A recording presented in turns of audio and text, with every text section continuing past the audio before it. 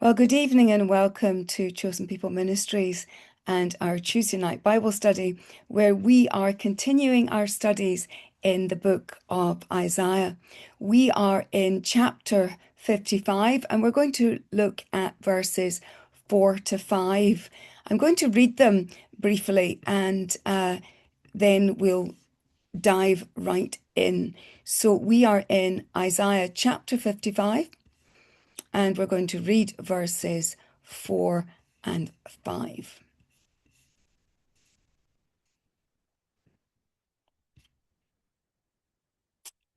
And here is Isaiah speaking about the one that the Lord is going to send. I'm going to read verse 3 for context. Pay attention to me. Come to me and listen, so that you may live, and I will make an everlasting covenant with you, as promised by my faithful and sure love for David. Look, I have made him a witness to the people, a leader and a commander of the peoples. Look, you will call a nation that you do not know, and a nation that does not know you will run to you, because the Lord your God, even the Holy One of Israel, has glorified you. Seek the Lord while he may be found, call upon him while he is near. So, this is a fascinating prophecy. And the rabbis actually have spent a lot of time with it, and they took it quite seriously, even though it gets a little bit complicated for them. But we're going to look at the way this verse plays into the Davidic covenant and how this verse is seen within the New Testament and how it's fulfilled in the person of Jesus. And we will end up in Revelation chapter 1, verse 5. Now, these verses are climactic, and Isaiah 55 is quite a remarkable chapter because it opened with this incredible invitation of grace.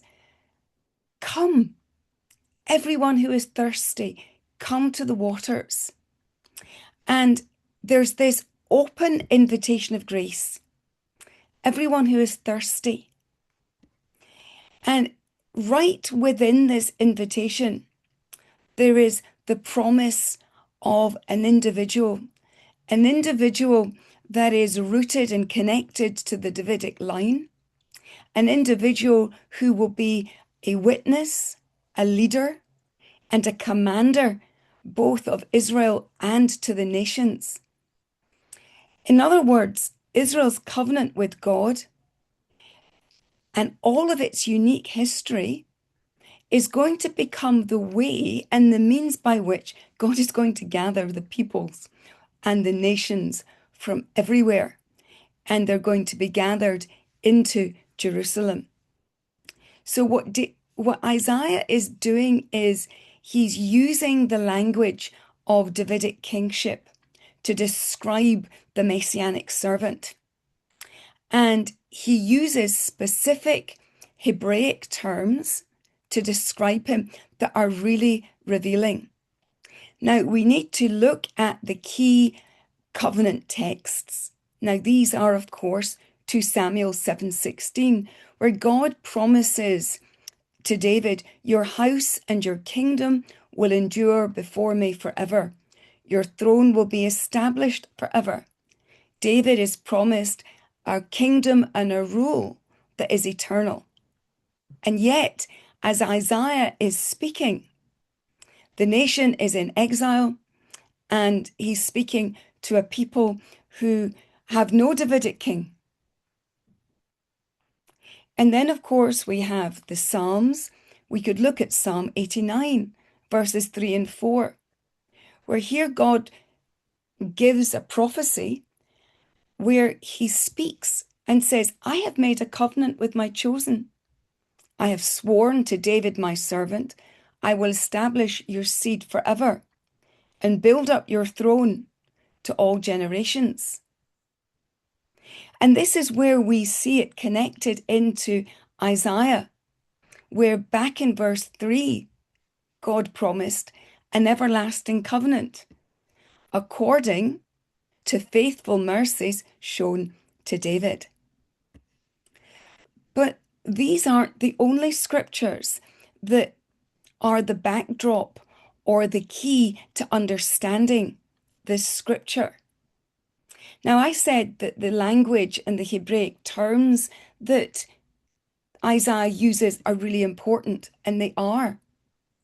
They're revealing because he's called a leader and a commander. And the Hebrew words nagid and metzaveh carry both royal and military overtones. Nagid is particularly important because it's the word used when David is given his prophetic title as a ruler in 1 Samuel 13, verse 14. And it's also used at the anointing of Saul in 1 Samuel 9, verse 16, where Samuel is told, "You shall anoint him as a ruler over my people Israel." In other words, Isaiah is using the weight of the language of the kingly tradition and the message of the prophetic lineage of the Davidic covenant. But alongside these texts comes another one in Psalm 89 and verse 27. This is a bit of Bible leapfrog that we're doing here, where the Lord makes another promise. And here it's tremendously prophetic, because here is what God says: I will make him my firstborn, the highest of all of the kings of the earth. Now, that can't be David. This has to be someone that we're looking into the future for. This is a Davidic covenant promise. Someone who's going to be a firstborn, someone who's going to be supreme over all kings. And this is where we're going to connect Isaiah 55 right up and through into Revelation chapter 1 and verse 5. But before we get there, we have to look at the placing of Isaiah 55. Now, this prophecy about this messianic servant who's going to be exalted and glorified, raised up, comes after the servant has suffered, but also has been promised a glorification. So we're meant to look back to David, but point forward to a messianic servant. So the Davidic kingship is in the past and is in view, but Isaiah 53 clearly about a suffering servant who's going to see the travail of his soul and be satisfied. One who will prolong his days, in verse 10 of chapter 53, even though the Lord crushed him, and even though his soul was made an offering for sin. And I like this translation in the International Standard Version. He will prolong his days, and the will of the Lord will triumph in his hand. And out of the suffering of his soul, he will see light and find satisfaction. But let's read it in a more traditional translation. And let's read it in the New American Standard. But the Lord, in verse 10, was pleased to crush him, putting him to grief. He would render himself a guilt offering. He will see his offspring, and he will prolong his days, and the good pleasure of the Lord will prosper in his hand. As a result of the anguish of his soul, he will see it and be satisfied. And by his knowledge, the righteous one, my servant, will justify many, and he will bear their iniquities. And this servant is going to suffer, but he's going to see satisfaction. He's going to be lifted up. He's going to prosper. He's going to be greatly exalted in verse 13. So we're going to see the suffering of the servant and then the exaltation of the servant. And after his suffering comes this exaltation. Now, what's interesting about the ancient Near East and ancient Near Eastern thinking was that the nations come under a king's rule through conquest, like the Assyrians conquered Israel, and then the Babylonians, and then come the Romans and the Greeks and everybody else, or the Greeks and then the Romans. So this is being turned on its head, because this messianic king is not going to conquer the nations. Isaiah chapter 2 says the nations are going to flood to him. In fact, Isaiah 55 says they're going to run towards him. So, how do the rabbis deal with this passage? Well, they've spent a lot of time on it, and for them it gets complicated because Christian interpretations of Isaiah 53 have made it very clear that this fits the life, the ministry of Jesus. And they pulled away from that. And they're unable to reconcile a suffering servant with an exalted servant. And so they've split it in two. But the reality is, what they are willing to accept, and the Targum of Jonathan explicitly is quite messianic in Isaiah 55, verse 4. And they identify him as the Messiah. Behold, I've given him as a leader to the peoples, a king and a lawgiver to the nations. So this is quite a powerful Targum. It doesn't avoid a royal Messiah, but it does avoid both a divine Messiah and a crucified Messiah. But the messianic identification is here. The Davidic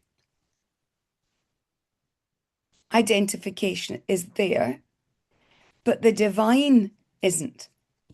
And really what the rabbis do in allowing this reading is they're seeing an end time eschatological bringing in of the nations as a geopolitical view rather than a spiritual ingathering. So yes, they see an eschatological gathering of the nations, and they've come, like both Isaiah chapter 2 and Micah 4 verse 2 talk about, come, let us go up to the mountain of the Lord that he may teach us his ways. This is not about spiritual ingathering, but it's the recognition of the nations that Israel is God's people.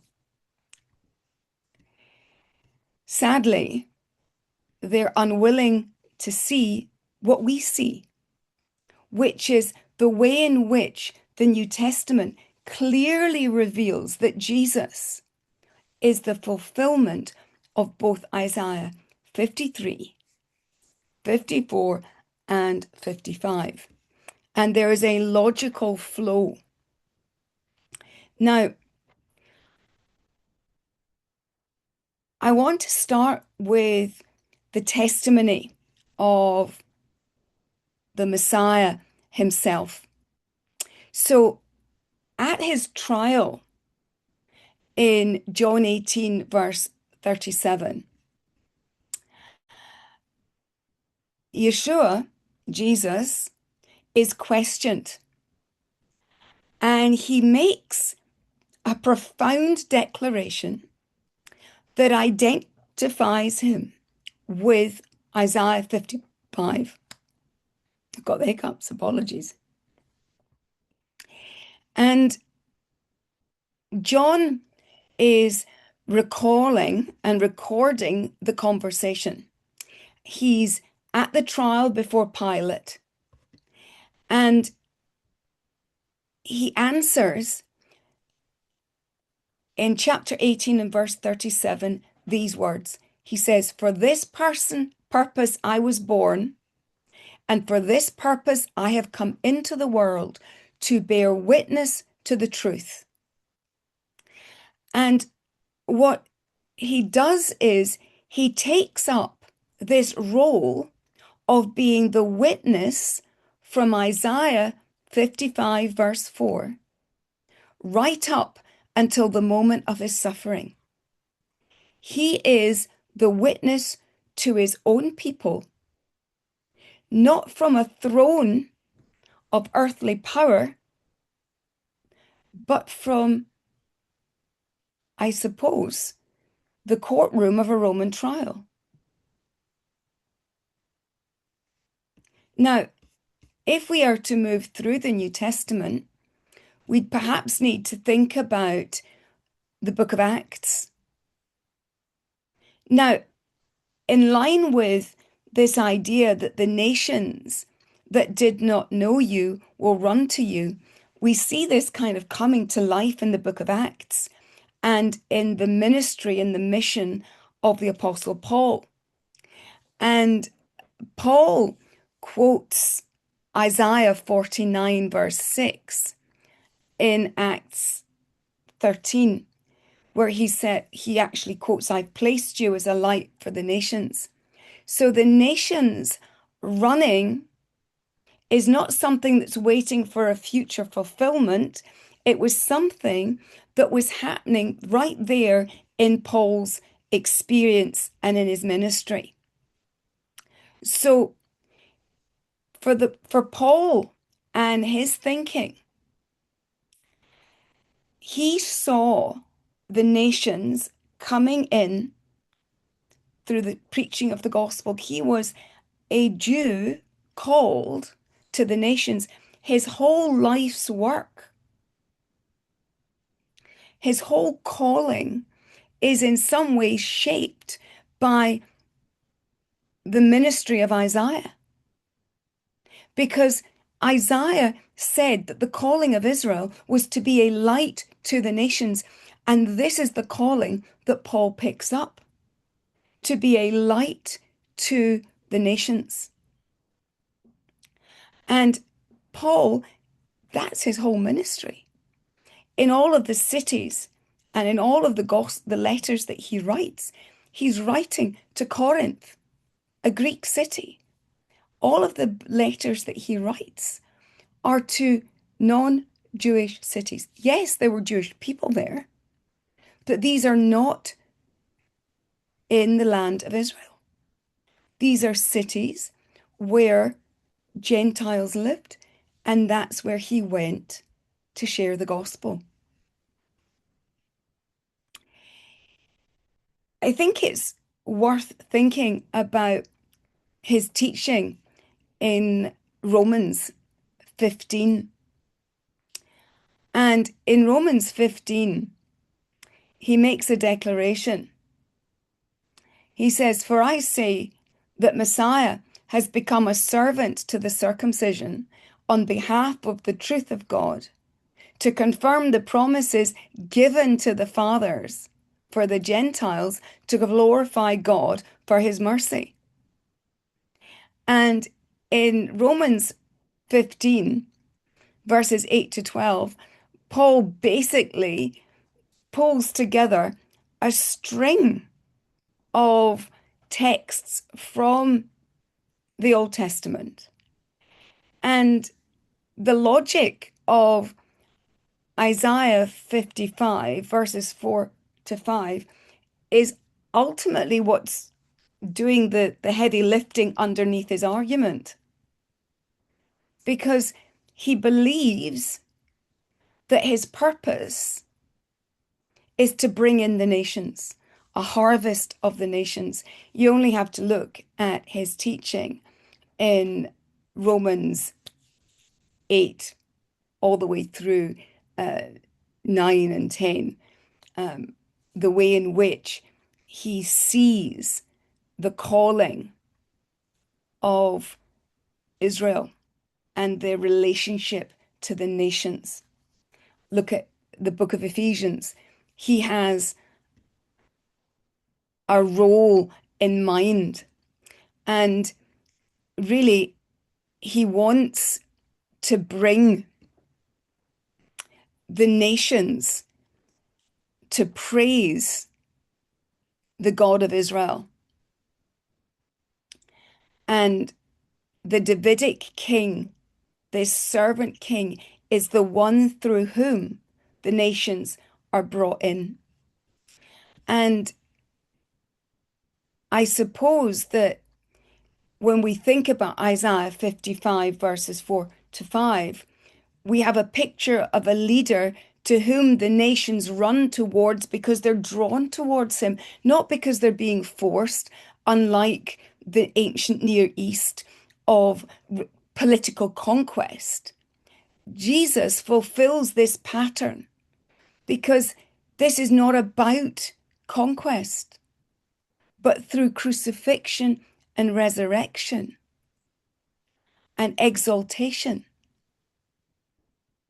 This is the surprise that awaits us when you move through Isaiah chapter 55, and when you get down to verses 8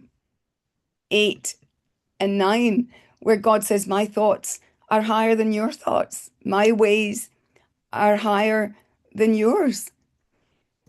God has a surprise for the Jewish people. It turns everything. God is turning everything on its head. You see, there are different titles, and that leads us to Revelation chapter 1 and verse 5, where we have three titles in the one gospel story. I love this verse. And from Jesus the Messiah, the faithful witness, the firstborn from the dead, the ruler of the kings of the earth, to him who loves us and released us from our sins by his blood. John puts a doxology, which normally comes at the end, at the beginning, right before we even get his first vision. Before we get the symbols or the scenes and the drama, he wants to make it clear who Jesus is. And I think his choice is intentional. And of these three titles that he gives, they trace a very specific story. So we have the faithful witness. This is the early life and witness of Jesus. He is the firstborn from the dead. This is the resurrection. And then we have him as the ruler of the kings of the earth. This is his present reign and authority in glory. And this is kind of a roadmap that takes us straight to Isaiah 55 and verse 4. We have the witness, the Davidic heir, the commander of the peoples, and John takes us through this Isaiah passage and shows us how this story relates to Jesus. And the result is an incredible Christological declaration. And it's concise, and it's the gospel. Now, I wanted to unpack this word, the faithful witness. And the word there actually in Greek comes from the where we get the word martyr from. But that word didn't mean someone who died originally in the Greek. It meant someone who gave testimony in the first century. And I looked it up in the Septuagint, in the Greek version of the Old Testament. And it's the same Greek word in Isaiah 55, where he's called the faithful witness, as we have here in Revelation chapter 1 and verse 5. So in English, it would read martyr, but he's not a martyr in the sense that we now call someone a martyr, because the reason we now use martyr to mean someone who dies is because so many of the first century witnesses to Jesus gave their lives. And so the meaning changed from someone who gave testimony to someone who died for their testimony. But when Jesus was called the witness, this faithful witness, someone who gave trustworthy, someone whose testimony we could trust, it didn't mean he was. We've got to be careful that we don't use the word martyr there in the contemporary sense, because he was the faithful one who gives testimony, and whose testimony is the word that we can trust. And what does his testimony do? What does his witness do? Well, he bears witness to the character of God. He stands with the poor and the suffering, and he shows what power looks like. And in John 1:18, we read, "No one has seen God at any time, only the begotten of God who is in the bosom of the Father. He has explained him." So here he comes as the witness, the one who will give testimony and explain who the Father is to the world. And then, of course, in John 18:36, he says, "My kingdom is not of this world. It's not of this realm." In other words, his witness points ahead to what God will bring to completion. So Jesus bears witness to the reality and final victory of God's reign, even when everything visible seems to say otherwise. And then his witness is against empire. It's against political structures, because just by who he is and what he teaches, his testimony is a counter testimony to the structures of this world. For example, Rome's claim that Caesar is Lord. To call Jesus the faithful witness in the shadow of the court of Rome is politically charged. It's subversive. So this is not abstract theology. This is concrete. So what Jesus came to testify to touches on who God is, what his kingdom is like, and how his message pushes back against political structures and authority. Now, there's something that's worth mentioning, and it's a connection in Revelation 2, verse 13. And it's how his ministry is meant to be replicated. And in Revelation 2, verse 13, we read this. I know where you dwell, where Satan's throne is, and you hold fast my name, and did not deny my faith, even in the days of Antipas, my witness, my faithful one who was killed among you where Satan dwells. Now, this is quite a declaration. Antipas is called a faithful witness. It's the same phrase as used of Jesus in chapter 1 and verse 5.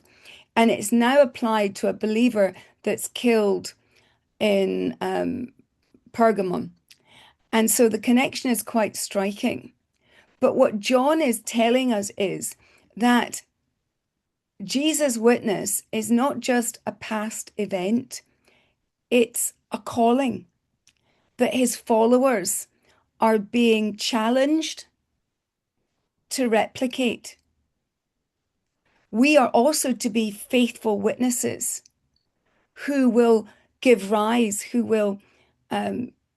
to more faithful witnesses. The community of Messiah is meant to be a witnessing community, just as Jesus bore witness to the Father. So when we go back to Isaiah 55 and its connection to Revelation chapter 1 and verse 5, we see that when Isaiah spoke about the one, this him, in verse 4, he's speaking of a coming figure who would be God's witness to the nations. And Revelation 1 verse 5 tells us plainly that that figure is Jesus, the Messiah. And Isaiah tells us that he is a witness. And this is where we can stitch it together with the passage and see its fulfillment in Revelation. So Isaiah gives us the witness, the leader, and the commander. And Revelation 5 brings together the witness, who is the firstborn, the ruler, and of course, remember that the leader and the commander was the ruler. The same language was given to the ruler, the Davidic ruler, and also to Saul.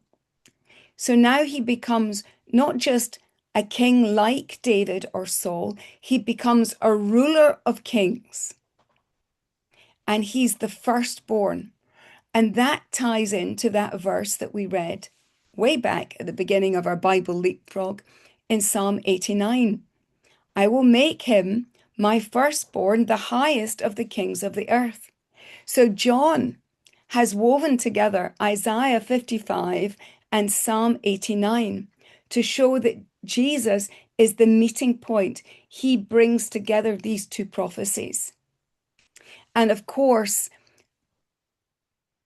we have this royal supremacy, the one who is preeminent heir, and the resurrection, the firstborn of the dead. I was looking on Shabbat at Corinthians and how there's a but now phrase, but now he has risen from the dead, and how the resurrection is kind of a spiritual hinge. Everything turns on this moment of the resurrection because the resurrection vindicates everything. And so the resurrection means that he is the firstborn from the dead, not just of the Davidic line, but he's the firstborn of all creatures because he's the firstborn. He's the first person to be resurrected from the dead. And so his royal enthronement, this path to being the ruler of the King of Kings, comes through the cross to, to Golgotha and the empty tomb and the surprise of chapter 55 and verse 8, my thoughts are not your thoughts and my ways are not your ways. So this is, I think, the challenge. Now, there's a pastoral and I guess a political edge for the churches in the book of Revelation. There's simultaneously, and it's worth listening for our own hearts. There's a comfort, a call, and of course a counterclaim. You know, if I was a Baptist preacher, we like our threes, and even better if they all begin with the same letter. The comfort, Jesus has walked this road and he has borne witness under the most extreme circumstances that anyone could possibly imagine. And what's interesting about his ministry is, and I was looking at it this evening, is that he bore faithful witness. And yet, if you read the Gospels, how many times was false witness borne against him? But he was vindicated. And so the one who calls his people to faithfulness knows exactly what faithfulness costs. The call, being a witness, isn't optional for a community of followers of Yeshua, of Jesus. We are meant to be a community of faithful witnesses. And I guess the question that Revelation 1:5 is asking is quite simple. Will we be faithful witnesses? No matter where we are. And then the political edge, the challenge, the counterclaim, calling Jesus our King of Kings means that we are going to challenge the rulers and the political structures that we all live under. Because Jesus as our King isn't escapism, but it's a reality over who has sovereignty, not only over history, but actually over our own lives. And we all know you pay to Caesar what is Caesar's, and to God what belongs to God. Those are the challenges. But what makes Isaiah 55 verses 4 to 5 so striking is the way it brings together the unique call of the Davidic covenant and the people of Israel with the universal offer of the water of life to all nations, to the peoples as yet unknown to the people of Israel. And so there's this universal offer of grace, this great invitation that flows out of this very unique and very particular covenant that was given to one people in one place at one time. But out of it will flow an invitation of grace to all peoples in every generation. Now, while the rabbis are looking for a geopolitical ingathering of the nations who will finally stream to Zion and acknowledge Israel's God, and the Messiah will bring this about as a conquering Davidic king who restores Israel's fortunes and leads the nations to Jerusalem, the New Testament writers see something entirely different. They see that what will bring about this universal gathering, this ingathering of the nations, has already been set in motion by Jesus, the faithful witness who commands and draws not by force, but by the power of a resurrected life, by someone who's overcome death. In Revelation 5, verse 9, we read, "Worthy are you, for you were slain, and you purchased for God with your blood men from every tribe and tongue and people and nation." The conclusion for me tonight is that we are called to emulate our Savior, that just as He is the faithful witness through His faithful testimony was through life, death, and resurrection that led to royal vindication and His present rule and reign over all earthly powers. So too there is a pattern that the church must follow, being faithful witnesses to God. It may include witness and suffering, but there will be vindication for us because it's woven into the spiritual pattern of life. Isaiah 55 verses 4 to 5 has been fulfilled. The him who was promised as a witness to the peoples and as a leader and a commander of the nations is in fact Jesus, our Messiah, the faithful witness, the firstborn from the dead, the ruler of the kings of the earth. He is the point where the Davidic covenant, the servant songs, and the universal horizon that Isaiah, this vista that Isaiah opens up for us, where there's an offer of grace, a great invitation, where all who are thirsty may come and drink from this river of life, this life-giving water that Jesus offers to all freely, without money and without price. Well, He is where He's the point at which it all converges. I hope that's been encouraging to you tonight, and I hope it's also been challenging. And I look forward to seeing you next week. Shalom, shalom.